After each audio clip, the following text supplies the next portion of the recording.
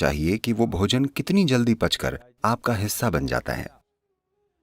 कोई भी भोजन अगर 3 घंटे से ज्यादा पेट में रहता है, यानी आपने खराब खाना खाया है। वो भोजन या तो आप छोड़ दें या कम से कम खाएं। अगर भोजन 3 घंटे में पेट से आंतों तक पहुंच जाता है, यानी आप कुछ ऐसा खा रहे हैं जिसे आपका सिस्टम अच्छे से पचा पाता है। शायद वो सबसे अच्छा भोजन न हो, पर सिस्टम उसे पचा पा रहा है। और 2 भोजनों के बीच अगर आप 5 से 6 घंटों की दूरी बनाए रखते हैं और बीच में अगर कुछ भी ना खाया जाए, तो आप पाएंगे कि कोशिकाओं या सेल्स के स्तर पर सिस्टम में सफाई होगी। सेलुलर स्तर की यह सफाई स्वस्थ जीवन के लिए सबसे जरूरी और सबसे ज्यादा महत्वपूर्ण है। तो 2 भोजनों के बीच कम से कम 5-6 घंटों का अंतर होना चाहिए। अगर आपकी उम्र 30 से ज्यादा है, तो दिन में 2 बार अच्छे से भोजन करना काफी होगा। एक सुबह का भोजन और एक शाम का। शाम के भोजन के बाद कम से कम 3 घंटे रुक कर सोना चाहिए और कुछ शारीरिक काम होना चाहिए। जरूरी नहीं है कि बहुत भारी या जोरदार गतिविधि हो, बस थोड़ी सी सैर या शायद थोड़ा सा डांस या ऐसा कुछ। अपने लिए कुछ ऐसा करें ताकि शाम के भोजन के बाद कम से कम 20 से 30 मिनट कुछ शारीरिक काम हो। ऐसा करने से आपका सिस्टम काफी स्वस्थ होगा।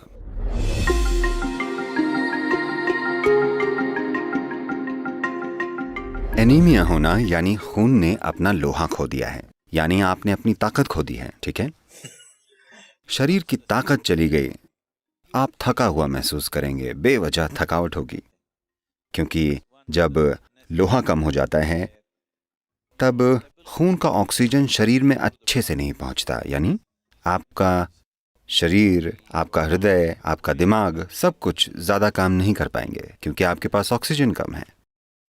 तो खून में ऑक्सीजन की मात्रा को बढ़ाना एक जरूरी चीज है, क्योंकि शरीर की सेहत, उसका खुद को आसानी से जीवंत करना, इसके लिए खून में ज्यादा ऑक्सीजन होनी चाहिए और ये क्षमता कम हो जाएगी। खासकर महिलाओं को ध्यान रखना चाहिए। उनके शरीर की प्रक्रिया के कारण उनमें हीमोग्लोबिन की कमी हो सकती है, जिससे खून में ज्यादा ऑक्सीजन नहीं समा पाएगा और बेवजह वो थक जाएंगी। अगर आरबीसी कम है तो बुद्धि पर भी असर होगा, क्योंकि दिमाग में ऑक्सीजन कम होगा तो इसका असर शरीर और दिमाग दोनों पर होगा। तो इससे बचने का एक सरल तरीका है, रोजाना हल्के गर्म पानी में थोड़ा शहद मिलाकर पीना। रोजाना ऐसा करें। इससे धीरे धीरे आरबीसी की मात्रा बढ़ जाएगी। खून में ज्यादा ऑक्सीजन होगा तो अचानक ज्यादा ऊर्जा महसूस होगी, अचानक सब सक्रिय हो जाएगा, शरीर का कायाकल्प होगा, मृत कोशिकाओं की जगह नई कोशिकाएं पैदा होंगी। जो जड़ता आप अपने शरीर में और अपने मन में महसूस करते हैं, वो बहुत कम होने लगेगी।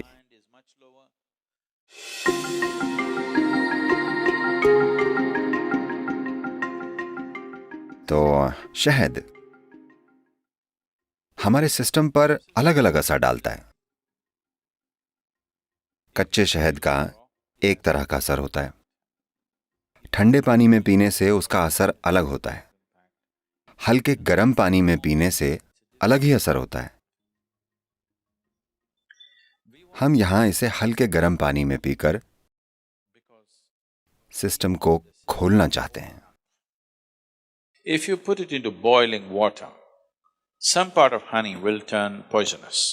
उबलते पानी में डालने से शहद का कुछ हिस्सा जहरीला हो जाता है, तो इसे कभी भी उबलते पानी में नहीं डालना चाहिए या इसे पकाना नहीं चाहिए। मैं जानता हूं कि पश्चिम में लोग शहद के केक बनाते हैं, वो इसे पकाते हैं। एक तापमान को पार कर जाने के बाद शहद जहरीला हो जाता है, तो आपको इसे ऐसे तापमान में रखना चाहिए कि ये पीने लायक हो। इसे गुनगुने पानी में डालें, उबलती हुई गर्म चीजों में इसे न डालें।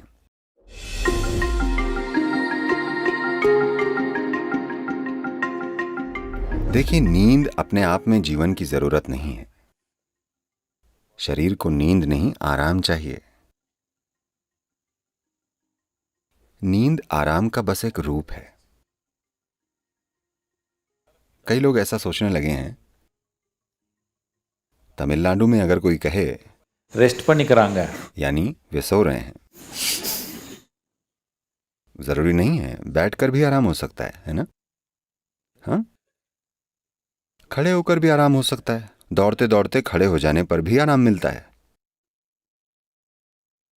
आप खड़े थे, अगर आप बैठ जाएं तब भी आराम मिलता है।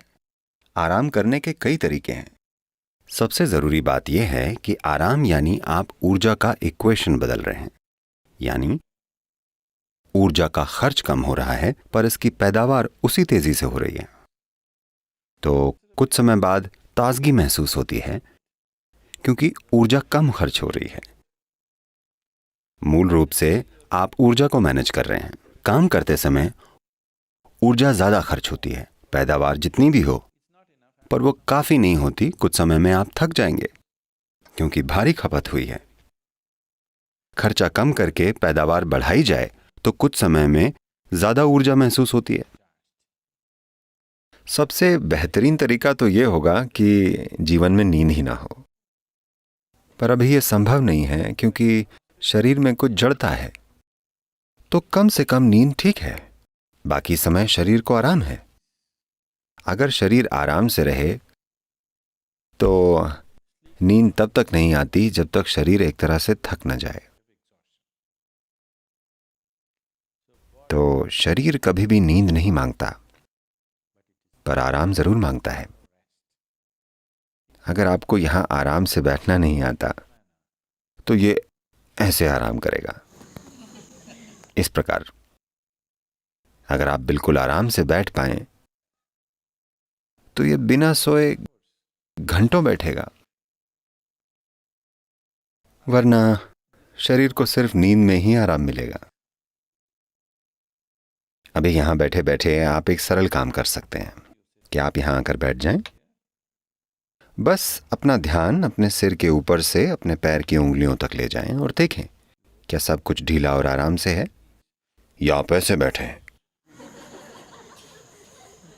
इसे जितना हो सके उतनी आराम की स्थिति में लाएं, जितना आपसे हो सके। आप हर चीज को लेकर सचेतन नहीं हैं, पर होशपूर्वक आप जितना सहज बना सकते हैं।